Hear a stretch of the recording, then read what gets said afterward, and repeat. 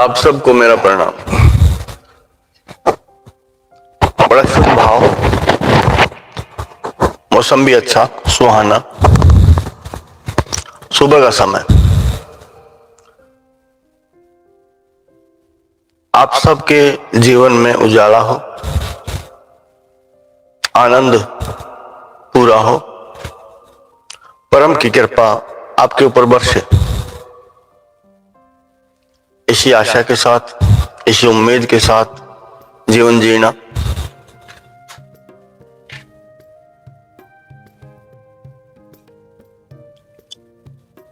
यूं तो काम तो सब करते हैं, लेकिन जो अपनी चंचलता को शिथिल कर लेता है, जो अपनी चाहतों को, जो अपने दौड़ते हुए घोड़ों को, जो अपने दौड़ते हुए मन को स्थिर कर ले, शांत कर ले, सहज कर ले,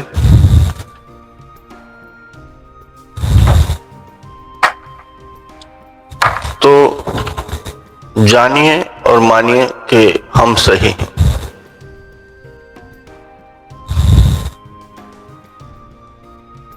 सबसे पहली सीढ़ी आपके श्वास की है और आपके मन की। बुद्धि की इंद्रियां बस में हो जाए, लेकिन मन के का भी बस में होना जरूरी है। इंद्रियां इस शरीर की ख्याल भी रख सकती हैं, बिगाड़ भी सकती हैं अपने स्वाद को पाने के लिए। जब हम कोई भी वस्तु पाते हैं, स्वाद पाते हैं, या भौतिकता में कुछ भी हमें मिलता है, लेकिन मन कहता है कुछ और, दूसरा चाहिए, ये नहीं कुछ और चाहिए, ये नहीं कुछ और चाहिए। हमेशा मन भटकता रहता है, हमेशा मन आपको विचलित करता रहता है। अगर गरीब है तो धनवान होने की इच्छा होती है, जब धनवान हो जाते हैं तो फिर सोचते अब क्या करूं, अब क्या हो। लेकिन धनवान होने के लिए बहुत सारी चीजों को छोड़ना होता है, बहुत सारी चीजों को छोड़ना होता है। धनवान होना कोई बड़ी बात नहीं, लेकिन अपने मन का ठहराव। जब हम पढ़ते हैं, कुछ और पढ़ने की इच्छा होती है। जब हम सुनते हैं, जो सामने होता है उससे विपरीत हम जाते हैं हमेशा। जब भोजन करते हैं, कुछ और कार्य करने की इच्छा होती है, जब और कुछ कार्य करते हैं तो भोजन में ध्यान रहता है। इसी प्रकार आपका जो सोचना, विचारना, आपका सोचना और विचारना वो जरूरी होता है कि किस प्रकार हम सोचें, आप सोचें, मन की व्यथा को समझें और समझाएं। ज्ञान होना एक समझ है, एक समझ है, एक ज्ञान होना है। समझ ही ज्ञान है, लेकिन जो मन को रोक ले, जो मन को डांट ले, जो मन को समझ ले, वही समझदार है, वही ज्ञानवान। जो संतुष्टि कर ले हमेशा विपरीत दिशा में रहता है। हमेशा उमंग कुछ और होती है, लेकिन उमंग में हम चाहते कुछ और है। हम हमेशा चंचलता में रहते हैं। चंचलता जिसकी मिट गई, मन को काबू जिसने कर लिया, जो सामने है, जो पास में है, उसमें संतुष्टि कर ली, बहुत अच्छी बात है। भौतिकता में बढ़ने के लिए संतुष्टि ठीक नहीं, लेकिन भीतर बढ़ने के लिए संतुष्टि जरूरी है। जिज्ञासा खत्म होने नहीं चाहिए। हमेशा कुछ जानने की इच्छा हमारे भीतर होनी चाहिए। हमेशा बढ़ने की इच्छा हमारे भीतर होनी चाहिए। हमारे कदम रुकने नहीं चाहिए, कभी भी कदम रुकने नहीं चाहिए, लेकिन दिशा ठीक हो। जिस दिशा पे हम चलते हैं, मन कहता है ये दिशा ठीक नहीं, दूसरी दिशा में चलना चाहिए। जब एक सन्यासी होता है तो सन्यासी कहता है गृहस्थ ठीक है और गृहस्थ कहता है सन्यासी ठीक है। हमेशा विपरीत दिशा ही चुनता है मन। अपने मन को संभालने के लिए, अपने मन को समझने के लिए जो है उसी में संतुष्ट होना, ये मार्ग है, ये सही है। इसी रास्ते पे चलो, इसी रास्ते पे बढ़ो, इसी रास्ते पे बढ़ाओ।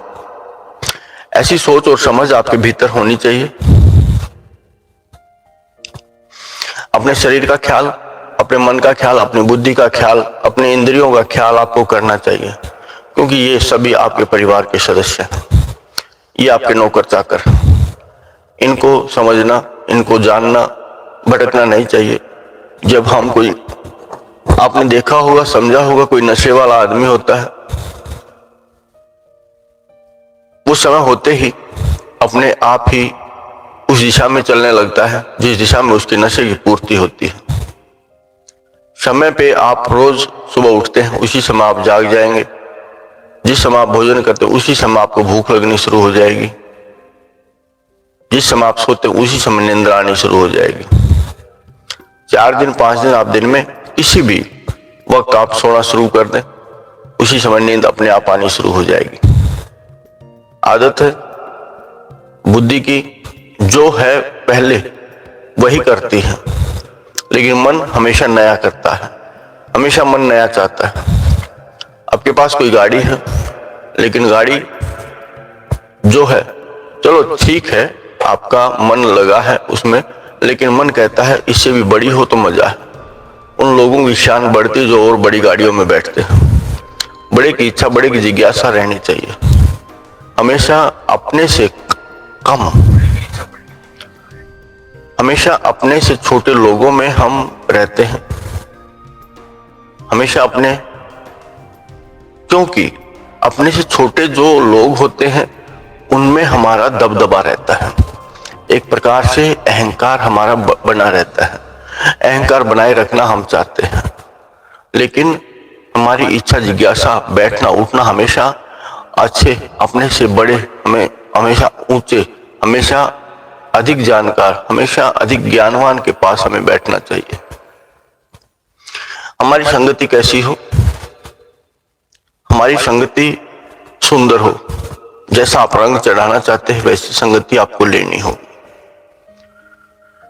जो जहां बैठता है, जरूरी नहीं अपना भविष्य, अपना भाग्य, अपना मार्ग, अपनी मंजिल आप स्वयं चुनते हैं, नियमित करते हैं, लेकिन जो बहाव में बहते चले जाते हैं, लेकिन एक बहाव में बहता चला जाता है, बेसुध हुआ। बेसुध का मतलब लाचार हुआ। एक लाचारी तोड़ के समझदारी से अपने आप को ठीक बहाव में बहाता है। समय का बहाव तो बहता रहता है, लेकिन अपने आप को दिशा देना, अपने आप को दिशा देना, अपने आप को समझाना, अपने आप को समझना, यह आपके लिए जरूरी है। हम हमेशा दूसरे को दोष देते हैं। गुरु के पास कुछ शिष्य आए हुए थे, गुरु के पास कुछ शिष्य आए हुए थे। गुरु उनको समझाते थे मदिरा नहीं पीनी, चोरी नहीं करनी, झूठ नहीं बोलना। एक शिष्य ने खड़ा होकर कहा, गुरुदेव झूठ नहीं बोलूंगा, चोरी नहीं करूंगा, लेकिन शराब की आदत है, वो मेरी जाति नहीं, वो मेरी जाति नहीं। अब तो शराब ने मुझे पकड़ लिया, शराब ने मुझे पकड़ लिया। उस दिन तो चले गए गुरुवर, अगले दिन एक पेड़ को पकड़े खड़े हैं। वो शिष्य आया, गुरुवर क्या करते हैं? गुरुवर ने कहा, इस पेड़ ने मुझे पकड़ लिया, इस पेड़ ने मुझे जकड़ लिया। शिष्य कहता है, क्या गुरुवर आप भी झूठी बात करते हैं, गलत बात करते हैं, पेड़ भी कभी पकड़ता है, आपने पेड़ को पकड़ा हुआ है। गुरु ने कहा, नहीं, इसने मुझे पकड़ा हुआ, पेड़ ने मुझे पकड़ा हुआ। शिष्य को बात समझ में आई कि दारू को, शराब को, मदिरा को मदिरा ने मुझे नहीं पकड़ा, मैंने मदिरा को पकड़ा है। आप जो भी चीज आपके सामने होती है, आपकी चाहत, आपकी अपेक्षा होती है, हमेशा हम ही इस धारणा को पकड़ते हैं, उस धारणा के सहारे चलते हैं। भोजन किस प्रकार का हो, मित्रता किस प्रकार की हो, आप ही उनको पकड़ते हैं, आप ही उनको जानते हैं, आप ही उनको समझते हैं। खुद का जानना जरूरी है, अपना स्वभाव निर्मित करना, सबके प्रति कैसा हो। लेकिन जब तक आप नहीं जानेंगे, अपने मन को नहीं रोकेंगे, तो आप अपना सुंदर स्वभाव भी निर्मित नहीं कर सकते। निर्मित करना आपका काम है, मन को रोकना, मन को समझना आपका काम है। ये मन ही आपको राजा बना सकता है, ये मन ही आपको भिखारी भी बना सकता है, ये मन ही आपकी कामयाबी है, ये मन ही आपकी नाकामयाबी है। अगर मन जो आपके पास है उसको भी खो दे, लेकिन जो आपके पास नहीं है उसको भी आपके सामने आपको बढ़ा दे, ये मन की चाहत है, मन की इच्छा है। हमेशा जो हम चाहते हैं वो होता जरूर है। सब लोग एक समान नहीं होते, लेकिन होता जरूर है। लेकिन हमेशा विपरीत दिशा में मन कहता है, विपरीत दिशा में चलो। जिस रास्ते पे आपको जाना होता है, मन कहता नहीं, इस रास्ते नहीं, दूसरे रास्ते। लेकिन कुछ लोग डरते रहते हैं, लेकिन समझदारी जितनी होती है उसके अनुसार चलते हैं। समझदारी जितनी होती है उसके अनुसार चलते हैं और वो अपनी मंजिल पे पहुंचते हैं। जो मन की सुन लेता है, मन की सुननी चाहिए, लेकिन मन को खुद डायरेक्शन देनी चाहिए, मन को खुद समझाना चाहिए। मन शांत कैसे हो, मन सहज कैसे हो, जो है पास में, बस आपके भीतर वो ज्ञान, वो समझ होनी चाहिए। आपकी समझ, ना बुद्धि की समझ हो, ना मन की समझ हो। मंथन होता है, लेकिन मंथन में निर्णय आपका हो, ब्रह्म का हो, एक आत्मा का हो। यूं तो आप सब ज्ञानवान हैं, समझदार हैं, जीवन जीते हैं, जीवन बड़ी मुश्किल से मिला है, लेकिन जो वर्तमान है उसको सुंदर बनाने के लिए आपको चेतना होगा। समय पे काम करना, लेकिन काम तो करिए, लेकिन मन को उसी काम पे लगाइए जैसा पहले करते थे, उससे भी सुंदर हो। वार्तालाप करते हैं, ज्ञान की चर्चा हो, चाहे किसी समाधान की चर्चा हो, लेकिन अगर मन आपका वही है, उसी में लग जाए, तो सुंदर, बहुत सुंदर, सुंदर नहीं, बहुत सुंदर आपका निष्कर्ष निकलेगा। उस चर्चा में समाधान बहुत अच्छा निकलेगा। आप कोई काम करते हैं, वो काम अगर मन लगा लिया, वो काम पहले से सुंदर होगा। आप जहां हैं वहीं पे आप जो कार्य करते हैं, चाहे आप पानी भी पीते हैं, चाहे आप भोजन करते हैं, चाहे आप कोई भी क्रिया करते हैं, आप ध्यान लगाते हैं, अपने मन को अपने संग रखिए, आपका ध्यान बेहतर लगेगा, आपकी खोज भी पूरी होगी, आपकी चाहत भी पूरी होगी, आपकी इच्छा भी पूरी होगी। लेकिन जो भी आप करते हैं, फिर आप दो नहीं एक हो जाते हैं। तभी जब आप झाड़ू लगाते हैं, बर्तन मांजते हैं, तो बर्तनों में खास चमक होनी चाहिए। धोने के बाद, झाड़ू लगाने के बाद कोई धूल मिट्टी ना रह जाए, सहज बड़ा ध्यान, सुंदरता हो जाए। आप पेड़ का ख्याल रखते हैं, पशु का ख्याल रखते हैं, स्वयं का ख्याल रखते हैं, भीतर का ख्याल रखते हैं। आप जो भी रखते हैं वो सुंदर हो जाना चाहिए। आप जो भी काम करते हैं वो सुंदर हो जाना चाहिए। अगर पहले से भी सुंदर वो होता है तो समझिए आपका मन आपके पास है, आपके साथ है।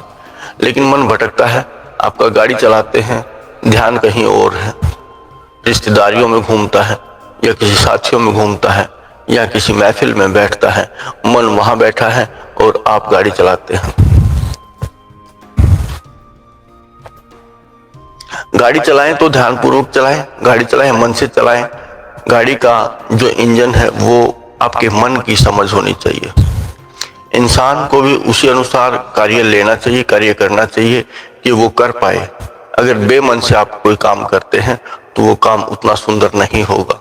काम तो भले हो जाएगा लेकिन उतना सुंदर कार्य नहीं होगा।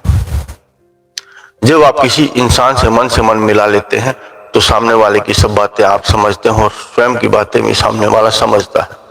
आप भी उसकी भीतर की जिज्ञासा जान सकते हैं, समझ सकते हैं मन लगाने के बाद। कुछ देर बाद आप जान जाएंगे कि वो क्या चाहता है, वो किस प्रकार का है, उसका रंग किस प्रकार का है। और अगर आपको लगे अच्छा हाँ ठीक है तो आप अपने मन को लगाए रखें, नहीं तो छोड़ दें।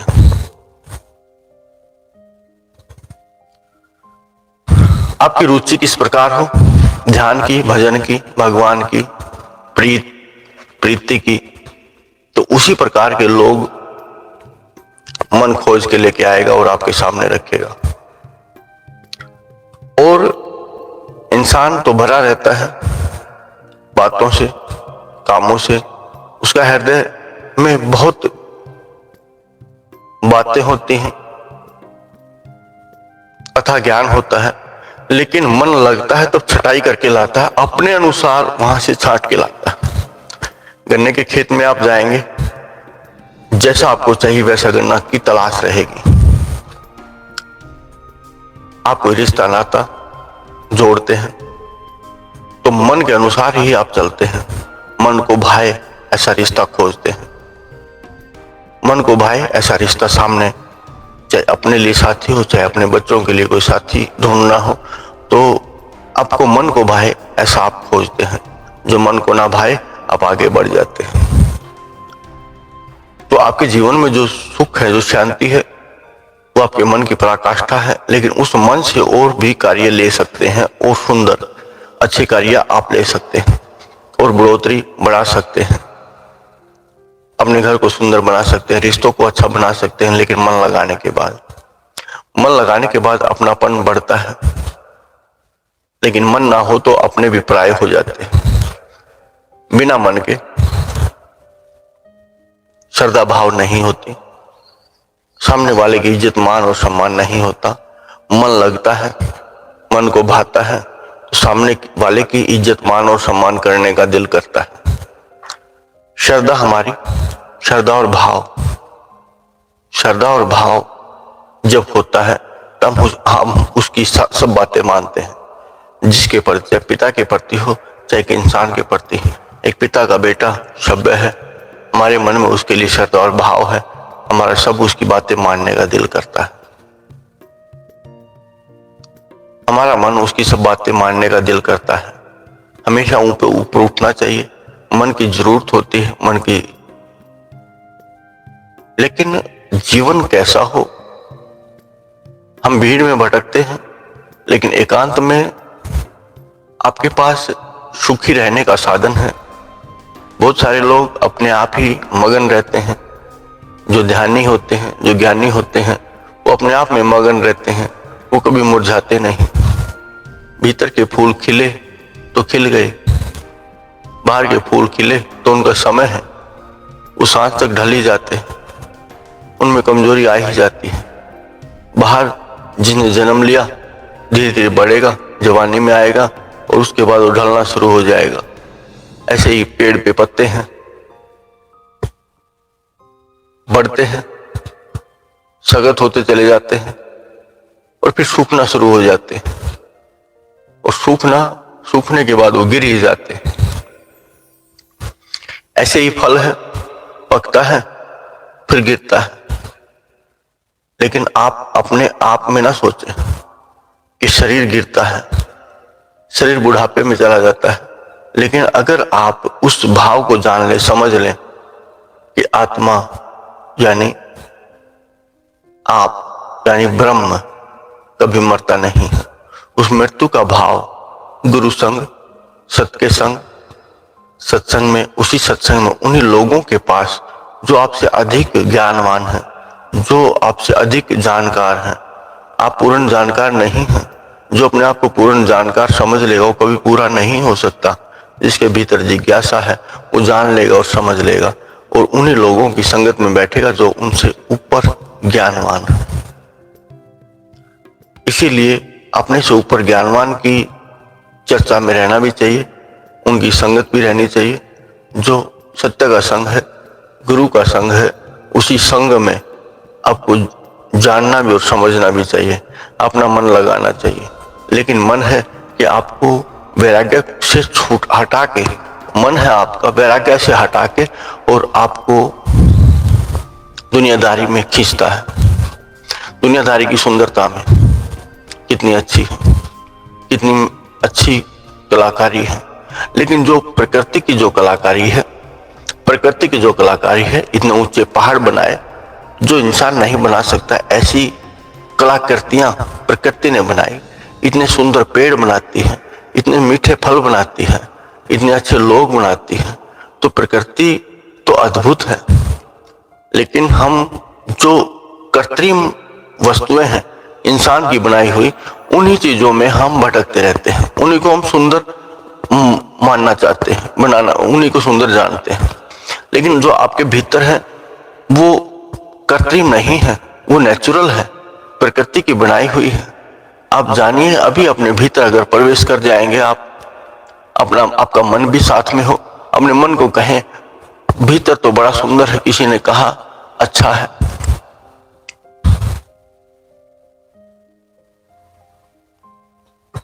किसी ने कहा भीतर बड़ा सुंदर है, और आपने कल्पना की, आपके मन ने उसको सामर्थ्य कर दिया।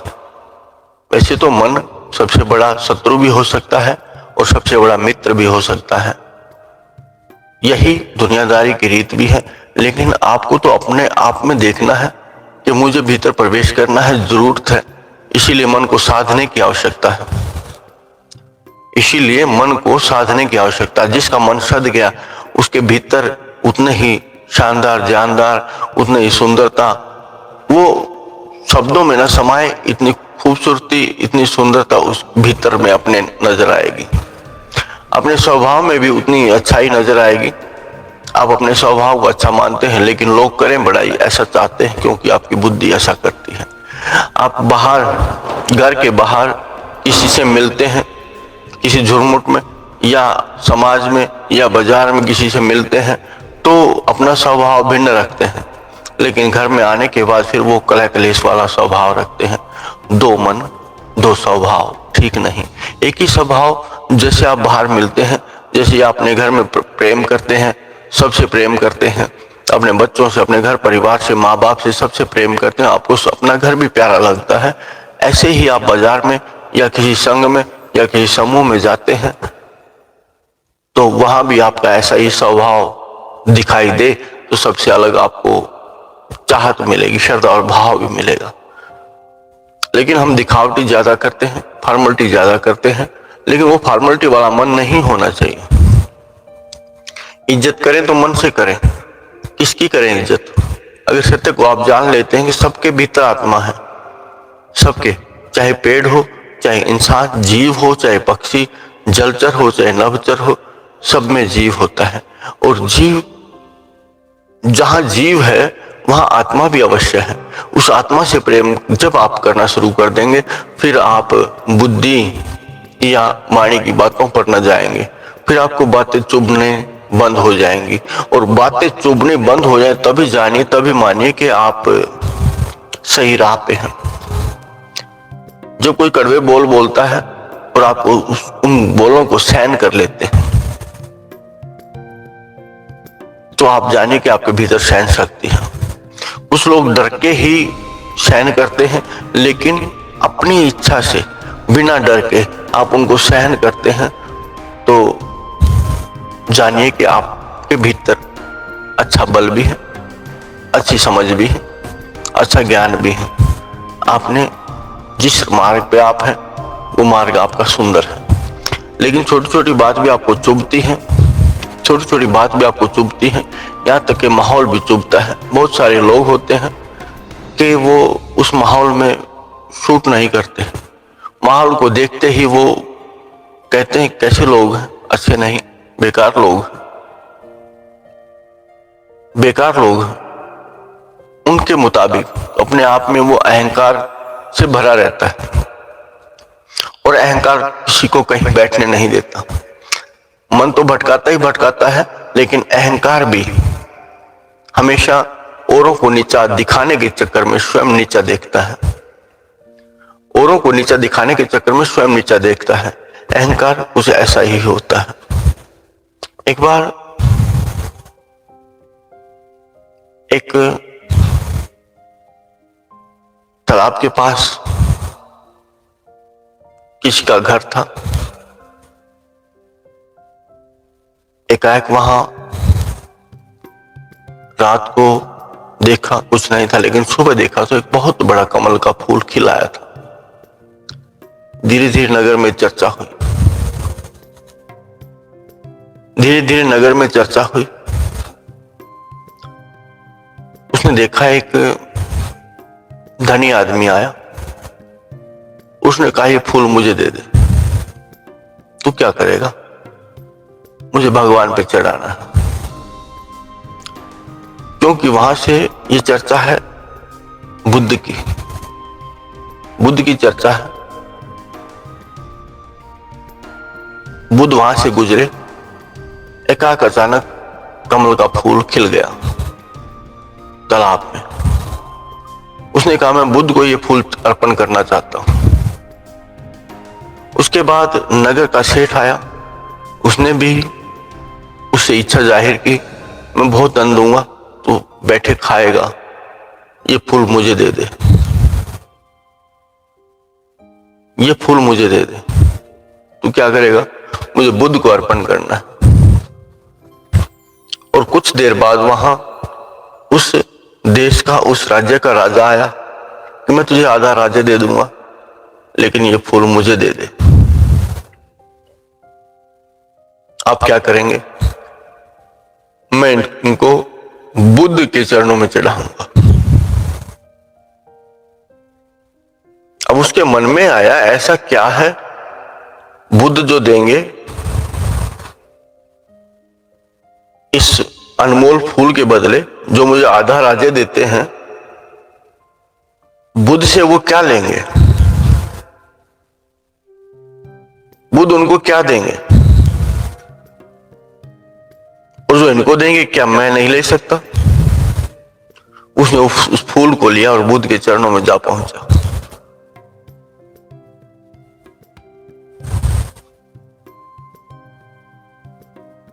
बुद्ध ने देखा फूल लेके आया है। तालाब के पास जिसका घर था वही। बुद्ध ने कहा आज तेरी स्वयं की इच्छा जाग गई है, स्वयं पाने की इच्छा जाग गई है। बुद्ध के चरणों में जाते ही उसके भीतर शांति और प्रेम का उद्गम होता है, जाग जाता है। लेकिन जब तक हम नहीं चाहेंगे अपने भीतर बाहर की तृष्णाओं में, वासनाओं में या धन में हम फिरते रहेंगे, बाहर से कोई दे दे, तब तक आप खाली रहेंगे। लेकिन जब खुद की चाहत खुद के लिए जाग जाएगी, खुद की चाहत खुद के लिए जाग जाएगी, तभी आप भरना शुरू हो जाएंगे। लेकिन आप हमेशा दूसरों को ही देखते रहते हैं, कौन सुंदर है, किसके विचार अच्छे हैं, किसकी शक्ल और सूरत सुंदर है, और कौन अच्छे स्वभाव का है। तो हमेशा हम दूसरों को ही देखते रहते हैं, लेकिन उसको मिला कैसे है? उसकी स्वयं की चाहत है। आपको कैसे मिलेगा? आपके स्वयं की चाहत से मिलेगा। लेकिन हम तो दूसरों को ही देखते रहते हैं, स्वयं के खालीपन को नहीं देखते, स्वयं को अर्पण नहीं करते। जिसने स्वयं को अर्पण किया है वो भरा है। जिसने स्वयं को अर्पण किया है वो भरा है। लेकिन स्वयं को समर्पण करने की इच्छा, करने की आदत एक प्रकार का मरण है, और मरना कोई चाहता नहीं। स्वयं को समर्पण एक प्रकार का मरण है, मरना कोई चाहता नहीं, तो कुछ मिलता भी नहीं। जब तक आप अपना समर्पण नहीं करेंगे, जब तक आप स्वयं के लिए नहीं चाहेंगे, आप कुछ नहीं कर सकते। एक अच्छी बात, एक अच्छी सोच, एक अच्छी समझ। हम सब कुछ दांव पे लगाते हैं, लेकिन स्वयं को दांव पे नहीं लगाते। जिस दिन हम अपने आप को दांव पे लगाते हैं, उस दिन से हम जीतना शुरू हो जाते हैं। लोग कहते हैं हार जाते हैं, लेकिन बेकार की चीज हार जाते हैं, लेकिन जो सुंदर और अच्छी चीज उसको जीतना शुरू कर देते हैं।